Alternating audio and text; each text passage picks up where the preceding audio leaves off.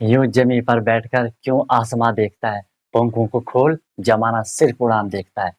Hello everyone, once again welcome to untold concept. Hope you guys are happy and healthy. और हमेशा की तरह आपकी प्रिपरेशन बिल्कुल जबरदस्त तरीके से चल रही होगी, राइट। तो जब हमारा साइंस में चल रहा था, स्पेशली क्लास 9 सैनिक स्कूल, आरएमएस या आरआईएमसी या और भी तमाम स्कूल जहाँ के आपको एंट्रेंस एग्जाम के थ्रू एडमिशन मिलता है। अभी हमारा मैथ में हमारा 60 70 80% कंप्लीट है। उसमें अभी हम क्वेश्चन करेंगे जैसे हम एलिजिबल होते हैं, राइट। उसके बाद जो ये साइंस रीजनिंग पे भी आपको एक क्लास आई थी, जो कि आपने बोला था सर ब्लड रिलेशन पे एक क्लास करवा दो।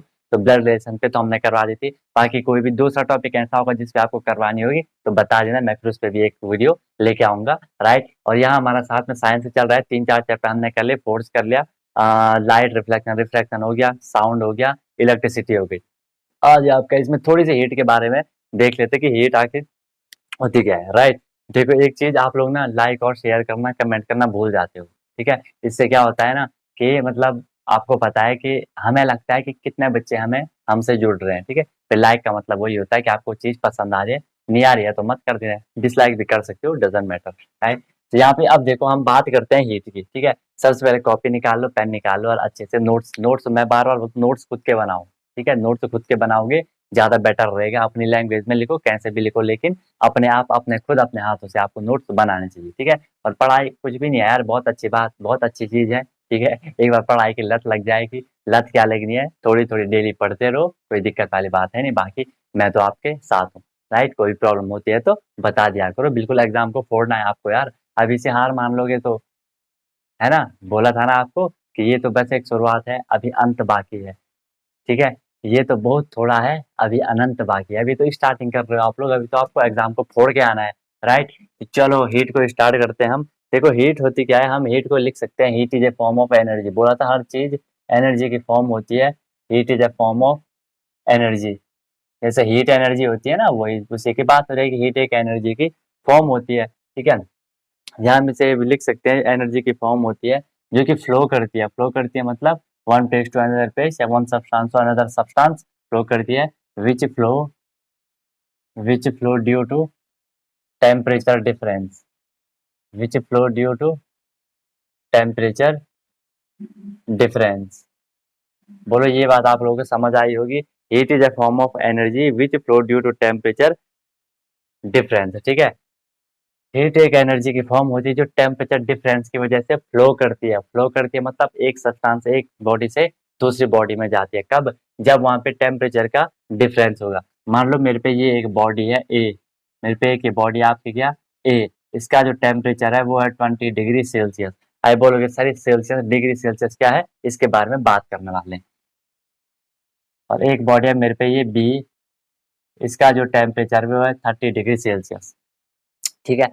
अब मुझे बताओ, जो हीट का फ्लो होगा, जो हीट का फ्लो होगा वो ए टू बी होगा या बी टू ए होगा, ठीक है। ए टू बी होगा या बी टू ए होगा। तो हमेशा याद रखना हीट का फ्लो यहाँ इस बार बी टू ए होगा, क्योंकि हीट का फ्लो हमेशा ज्यादा से कम की ओर होता है, ठीक है। हाई टू लो, याद रखना हीट का फ्लो जो होगा high temperature to high temperature to low temperature की साइड होगा, right. High temperature to low temperature की साइड होगा हीट का फ्लो। इसलिए यहाँ से इसका 30 डिग्री था, इसका 20 डिग्री। और कब तक होता है, कब तक होता है, जब तक कि दोनों का टेम्परेचर सेम ना हो जाए, राइट। ऐसे मत बोल देना कि यहाँ से यहाँ जाएगा, ठीक है। जब तक दोनों का टेम्परेचर सेम नहीं हो जाता, इसका भी 20 है, इसका भी इसका भी दोनों का भी, इसका मान लो 25 हो गया, इसका भी 25 हो गया, है ना। तो 5 डिग्री यहाँ आ गया, राइट। तो ये क्या हो जाएगा आपका हाई टेम्परेचर लो टेम्परेचर, हमेशा ये आपका मूव करने वाला है, राइट, ठीक है। इसके बाद अब हम यहाँ पे हीट के एक और वो लिख सकते हैं, जो हीट होता है, हीट होती है, जो हीट इज रिस्पॉन्सिबल होती है, heat is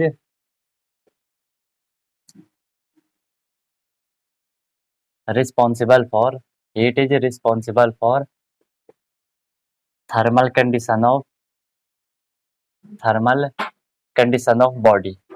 heat is responsible for thermal condition of body. It means it means जो बॉडी होती है, कोई भी बॉडी होती है, आपने ये बॉडी ले लो, ठीक है, वो उसकी थर्मल कंडीशन के लिए रिस्पॉन्सिबल होती है। थर्मल कंडीशन मतलब है वही कि ठंडा या गर्म, ठीक है, ठंडा है गर्म, कौन कितना गर्म है, कौन कितना ठंडा है, तो उसको रिस्पॉन्सिबल कौन होता है, उसके लिए हीट होती है। हीट अगर ज्यादा होगी तो बॉडी गर्म हो जाएगी, हीट अगर कम हो रही है तो बॉडी ठंडी हो जाए। मतलब थर्मल कंडीशन के लिए कौन रिस्पॉन्सिबल हो रहा है, गर्म ठंडे के लिए कौन रिस्पॉन्सिबल हो रहा है, आपका हीट रिस्पॉन्सिबल हो रहा है, राइट। ठीक है, ये इतना क्लियर हो गया आपका। चलो एक बार ये मैं अब यहाँ पे जो इसके यूनिट आती हैं कुछ, ठीक है, हीट की यूनिट की हीट को आप हम किस में रिप्रेजेंट करते हैं, किस में मेजर करते हैं, ये सब। तो मेनली एक तो आती है इसका क्या, कैलोरी, ठीक है, क्या आती है इसकी क्या, कैलोरी। एक इसी को हम आगे लिख सकते हैं किलो कैलोरी, बात एक ही है, किलो कैलोरी। या मैं अगर आपसे बात करूं 1 calorie, 1 C is equal to, sorry, 1 kilo calorie, 1 kc is equal to 1000 calorie, 1000 C, ठीक है। 1 calorie is equal to 1 kilo calorie is equal to 1000 C। इसे हम जनरली CAL से डिनोट करते हैं, CAL से डिनोट करते हैं किसको, कैलोरी को, राइट। ये होगी इसकी एक जो दूसरी यूनिट होती है, वो होती है इसकी यूनिट जूल, जूल। अब जूल इसकी यूनिट आपको लग रहा होगा, जिसने पढ़ा होगा कि सर जूल तो कहीं ना कहीं वर्क की यूनिट भी होती थी, जूल होती है, वर्क यूनिट भी होती थी जूल। इसे आप ऐसे कनेक्ट कर सकते हो कि देखो कहीं ना कहीं जो हीट है वो वर्क पे ही डिपेंड कर रही है, जब वर्क होगा तब हीट होगी, समझ पा रहे हो, या जब हीट हो रही है तो तब वर्क हो रहा है। मान लो एग्जांपल मैं तुमसे दूं, ये आपके हाथ हैं, अभी हाथ मेरे ऐसे, कुछ काम हो रहा है, नहीं हो रहा, अब मैं हाथ को ऐसे रब करने लग जाऊं, जब आप ऐसे रब कर रहे हो अपने हाथ को, तो आपको क्या लग रहा है, आपकी हथेली में हीट हीट प्रोड्यूस हो जा रही है, ठीक है, जो ऊर्जा है, जो उष्मा है, जो हीट है, वो आपके हथेली प्रोड्यूस हो जा रही है, कब, जब आप अपने हाथ को रब कर रहे हो। तो हमने क्या बोला, जो हीट है वो कहीं ना कहीं डिपेंड करिए वर्क पे, वर्क हो रहा है तो हीट भी जनरेट हो रही है, प्रोड्यूस हो रही है, राइट। इसलिए हमने इसकी यूनिट को जूल भी कहा। और एक यहाँ पे रिलेशन बन जाता है आपका, यहाँ पे आपका एक रिलेशन बनता है कि 1 कैलोरी इज इक्वल टू, ये याद रखना कभी पूछा जाता है, 1 कैलोरी इज इक्वल टू होता है आपका 4.285 जूल, या कहीं पे इसको 4.185 जूल भी लिखा रहता है। तो जो ऑप्शन मिले टिक कर जाना, 4 याद रखना, 4 याद रखना, ठीक है, 4.2 या 4.1 भी होगा तो चल जाएगा। बोलो यहाँ तक बात समझ आई, तो ये 1 कैलोरी इज इक्वल टू ये होगा, ठीक है। इसके बाद अगर मैं आपको, एक क्वेश्चन आता है कभी कभार कि सर 1 कैलोरी को आप कैसे डिफाइन करोगे, ठीक है, स्कूल के एग्जाम में आप लोग का आ सकता है कि सर हम 1 कैलोरी को डिफाइन कैसे करेंगे। तो 1 कैलोरी को डिफाइन करने के लिए हमें कुछ भी नहीं करना है, हमें 1 ग्राम वाटर लेना है, ठीक है। अगर मैं आपसे बोल रहा हूँ कि सर जो ये 1 कैलोरी आएगी, इसको हम कैसे मेजर कर सकते हैं, अभी हमने तो बोला कि sir 1 calorie is equal to 4.285 joule होता है ना। तो 1 कैलोरी को आप हमें कुछ ऐसा बता दें कि हमें थोड़ी और फील आए, ठीक है, थोड़ी और फील हम आपको करवाते हैं। तो 1 कैलोरी को हम लिखेंगे द अमाउंट ऑफ मतलब उसकी मात्रा, ठीक है, द अमाउंट ऑफ हीट, यहाँ पे अमाउंट पैसा मत बोल देना, ठीक है, the amount of heat required, required मतलब वहां पे उसके लिए चाहिए, ठीक है, the amount of heat required to raise, raise मतलब बढ़ाना, to raise temperature of, to raise temperature of 1 gram of water, 1 gram of water, the amount of heat required to raise temperature of 1 gram of water, 1 gram of water by 1 degree Celsius, by 1 degree Celsius is called 1 calorie, is called 1 calorie। क्या बोला मैंने, amount of heat required, उतनी heat हमें, उतनी जितनी heat की हमें requirement हो रही है, किस चीज के लिए, 1 डिग्री, 1 ग्राम वाटर का टेम्परेचर 1 डिग्री सेल्सियस बढ़ाने के लिए। मेरे पे 1 ग्राम वाटर लिया मैंने, उसका जो टेम्परेचर 1 डिग्री सेल्सियस बढ़ाने के लिए जितना हीट आपको उसे करना पड़ेगा, जितना गर्म करना पड़ेगा, वो आपका क्या हो जाएगा, 1 कैलोरी हो जाएगा। मान लो एक 1 ग्राम वाटर लिया आपने, 1 ग्राम वाटर लिया, इसका जो टेम्परेचर है वो 20 डिग्री सेल्सियस है, टेम्परेचर 20 डिग्री सेल्सियस है। अब इसको 20 से 21 डिग्री करने के लिए, 20 से यहाँ पे मैंने इसका 1 डिग्री सेल्सियस बढ़ा दिया, 20 से 21 डिग्री सेल्सियस करने के लिए जितनी हीट की रिक्वायरमेंट होगी, जितना हीट हमें इसे करना पड़ेगा, वो आपका क्या हो जाएगा, 1 कैलोरी हो जाएगा। इज इट क्लियर, गुड, ठीक है, 1 कैलोरी हो जाएगा। 1 ग्राम वाटर का 1 डिग्री सेल्सियस बढ़ाने के लिए जितनी हीट चाहिए, 1 के, सीधे याद रखो, 1 ग्राम 1 डिग्री सेल्सियस 1 कैलोरी, ठीक है। 1 ग्राम वाटर लेना है, 1 डिग्री सेल्सियस बढ़ाना है, और ये आपका क्या हो जाना है, 1 कैलोरी हो जाना है, ठीक है। और डेली आपको क्लास लेते जाना है, ठीक है, क्या लाइन बनी है ना, 1 कैलोरी ओके, इसके बाद थोड़ी हम यहाँ पे एक चीज आपको लग रही होगी कि सर हम ये भर बार बात कर रहे हैं किसकी, टेम्परेचर टेम्परेचर टेम्परेचर। तो थोड़ी क्यों ना इस टेम्परेचर के बारे में भी डिस्कस कर लेते हैं, है ना, कि ये टेम्परेचर आखिर क्या भला है। ठीक है, टेम्परेचर आखिर में है क्या चीज। तो टेम्परेचर को हम डिफाइन कर सकते हैं, ठीक है, ये मेजरमेंट होता है। It is the measurement of, it is the, क्योंकि हम इसे मेजर ही तो करते हैं ना टेम्परेचर टेम्परेचर को। It is the measurement of, temperature क्या होगा, it is the measurement of, measurement of hotness और कोल्डनेस ऑफ बॉडी। मतलब मतलब कोई बॉडी, कोई ऑब्जेक्ट कितना गर्म है कितना ठंडा है, इसको जब हम मेजर करते हैं तो वो उसी को हम क्या कह देते हैं, आपका टेम्परेचर कह देते हैं। ठीक है, हॉटनेस और कोल्डनेस ऑफ बॉडी। और ये मैंने आपको बता दिया कि जो ये हमेशा फ्लो करेगा टेम्परेचर ज़्यादा से कम की ओर फ्लो करता है, या हीट ज़्यादा टेम्परेचर से कम टेम्परेचर की ओर फ्लो करती है। राइट, अब इसे हम मेजर किससे करते हैं, जो टेम्परेचर होती है इसे हम मेजर किससे करते हैं, इसे हम मेजर करते हैं किससे, थर्मोमीटर से। थर्मोमीटर से इसे मेजर करते हैं, थर्मोमीटर भी पढ़ेंगे हम। ठीक है, जैसे दो तीन थर्मोमीटर होते हैं, लिक्विड थर्मोमीटर, मर्क्यूरी थर्मोमीटर, ठीक है, या क्लिनिकल थर्मोमीटर वगैरह वगैरह, उनको देख लेंगे। मेजर करते याद रखना थर्मोमीटर में कभी कभी क्वेश्चन आता है कि थर्मोमीटर को किसने इन्वेंट करा था। तो थर्मोमीटर को आई मीन किसने बनाया था, तो थर्मोमीटर को आपको गैलीलियो ने बनाया था। गैली एक साइंटिस्ट थे, उन्होंने आपका थर्मोमीटर बनाया था। ठीक है, अब यहाँ पे कुछ इंपॉर्टेंट क्वेश्चन आपसे पूछे जाते हैं, जैसे आपसे बोला जाता है कि सर जो नॉर्मल ह्यूमन बॉडी का टेम्परेचर होता है, normal normal temperature of human body, जो हम ह्यूमन होते हैं हमारा जो नॉर्मल टेम्परेचर होता है कि वो कितना होता है। अभी जैसे आप लोग बिल्कुल स्वस्थ हो, बिल्कुल नॉर्मल हो, तो आपका टेम्परेचर कितना होता है, तो वो जनरली हो जाता है आपका 37 डिग्री सेल्सियस हो जाता है, 37 डिग्री सेल्सियस। या इसी को आप कह सकते हो 98.6 डिग्री फ़ारेनहाइट। डिग्री एफ को भी अभी बता रहा हूँ कि क्या होगा, डिग्री एफ को भी अभी बता रहा हूँ क्या होगा। या इसको हम लिख सकते हैं 310 के, इसका मतलब केल्विन होता है। ठीक है, चलो पहले अब इनको ही देख लेते हैं। ऐसे एक नॉर्मल रूम टेम्परेचर भी होता है 27 degree Celsius. Normal room temperature भी होता है आपका कितना, ये क्वेश्चन आते हैं आपसे इसलिए लिखवा रहा हूँ। ठीक है, नॉर्मल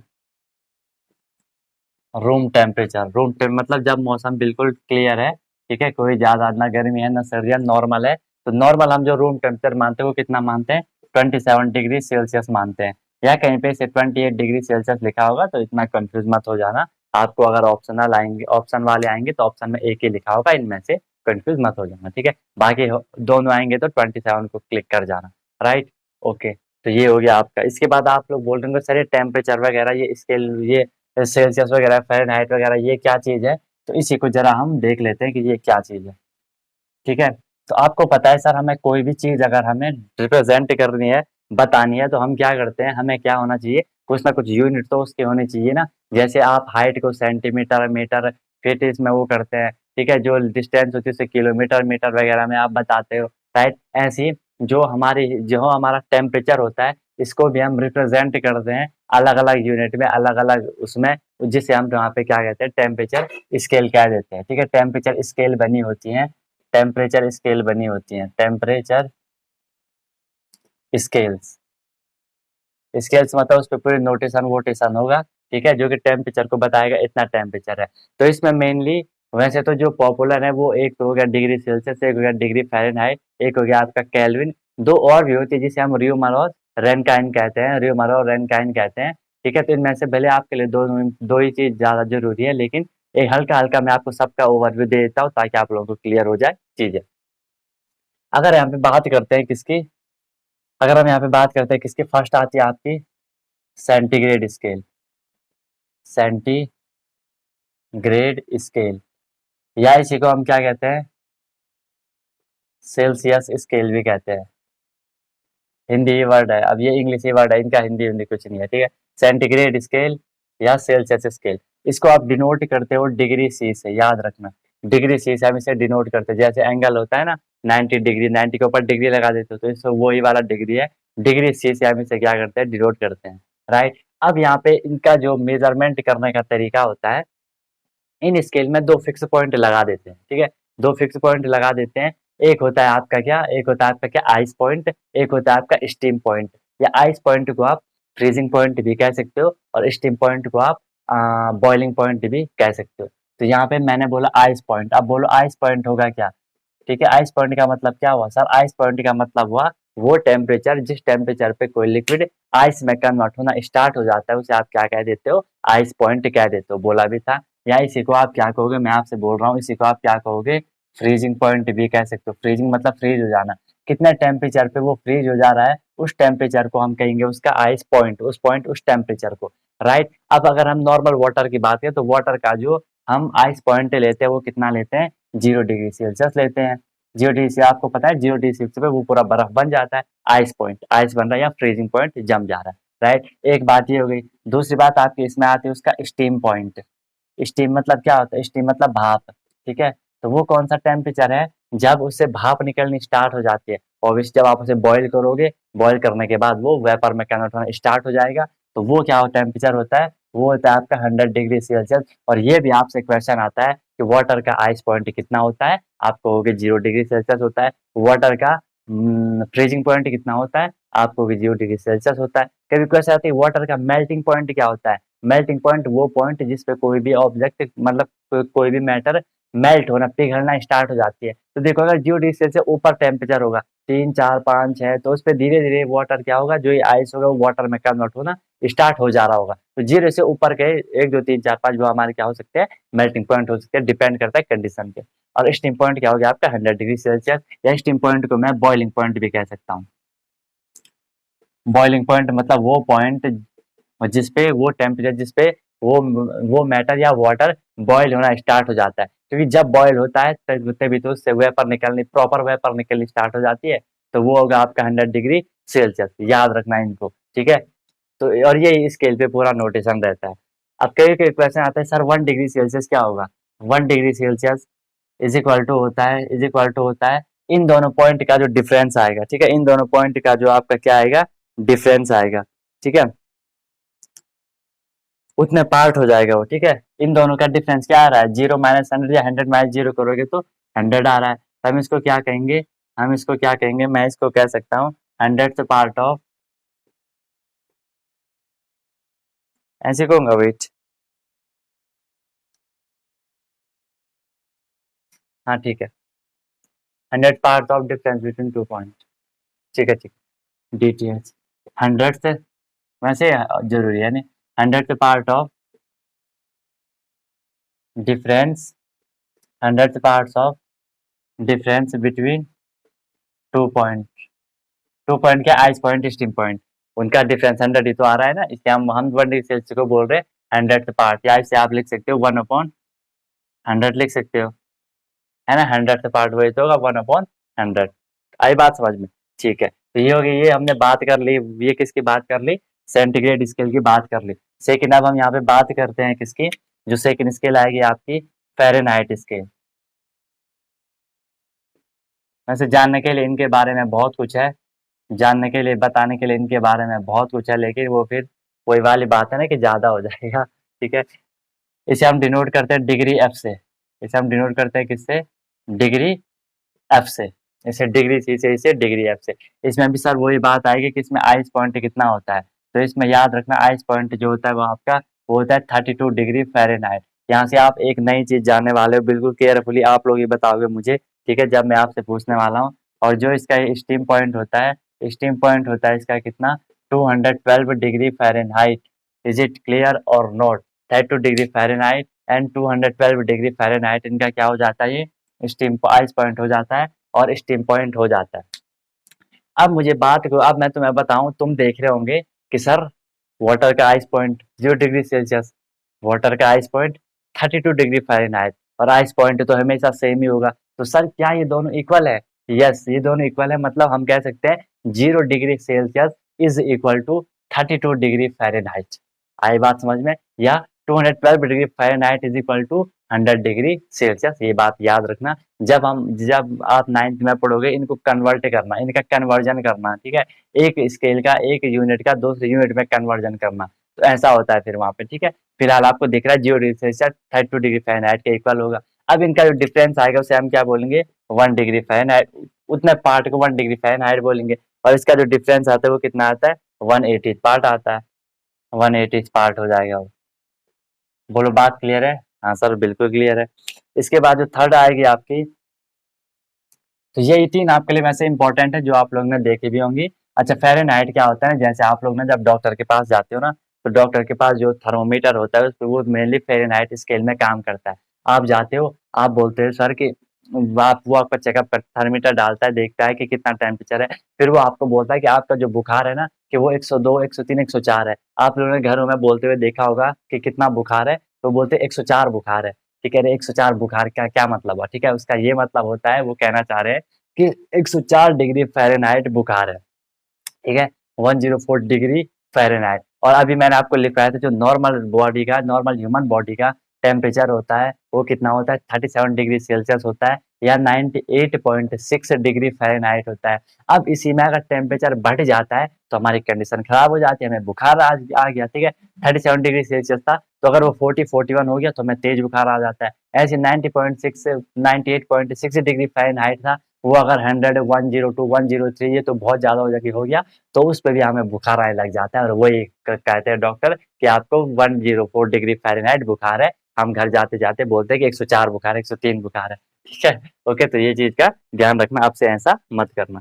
जो आपकी थर्ड स्केल आएगी वो आती है आपकी केल्विन स्केल, केल्विन स्केल, और इसे आप डिनोट करते हो, यस यू आर राइट, इसे आप डिनोट करते हो डिग्री के से नहीं करते हो, सिर्फ के से करते हो, ठीक है। ये मत बोल जाना सर यहाँ पे डिग्री सेल्सियस करा, यहाँ पे डिग्री फ़ारेनहाइट करा, यहाँ पे डिग्री केल्विन कर देते हैं, यहाँ सिर्फ के आएगा, केल्विन। ओके, इसमें फिर वही बात आएगी, वही बात आएगी, बात क्या आएगी, वही बात आएगी। आइस पॉइंट होगा इसमें क्या आपका 273 केल्विन, और इसमें जो आपका स्टीम पॉइंट होता है, स्टीम पॉइंट होता है आपका इसमें 373 केल्विन। बोलो ये क्लियर है? क्लियर है चीजें, याद भले ये याद नहीं करना आपको, याद आपको ये 3 का तो याद कर लेना, सेल्सियस का, फ़ारेनहाइट का एंड केल्विन का तो आपको याद करना ही करना है, राइट। इसमें ये हो गया। अब अगर हम 1 केल्विन की बात करें तो इसको हम बोलेंगे 100th पार्ट, है ना, 100th पार्ट, क्योंकि 273 370 वैसे ये जरूरी है नहीं, ऐसे बता रहा हूँ, आगे बढ़ोगे अच्छे से। 273 373, ठीक है। फिर हम यहाँ पे बात करते हैं किसकी, 2 स्केल और आती है, ये शायद आपने सुनी होंगी, नहीं सुनी होंगी, लेकिन एक रफ आइडिया आपको दे देता हूँ, क्या पता कभी टपक जाए पेपर में। फोर्थ आएगी आपकी रैनकाइन स्केल, रैनकाइन स्केल, इसे आप डिनोट करते हो आर ए से। इसे भी डिग्री विग्री कुछ नहीं मिली है, ठीक है, इसने पढ़ाई नहीं करी है तो इसे डिग्री भी नहीं मिली है, ठीक है। ये आर ए है, रैनकाइन स्केल। और यहाँ पे आपका जो आइस पॉइंट होता है, यहाँ पे आपका जो आइस पॉइंट होता है, आइस पॉइंट हो जाता है आपका यहाँ पे कितना, 460, 460 रैनकिन हो जाता है, 460 रैंकिन हो जाता है। अब ये सारे इक्वल होंगे, है ना, आइस 460 रैंकिन इक्वल होगा 273 के, 273 केल्विन इक्वल होगा किसके, 32 डिग्री फ़ारेनहाइट के, वो इक्वल होगा किसके, 0 डिग्री सेल्सियस के, राइट। और इसमें जो आपका स्टीम पॉइंट होगा,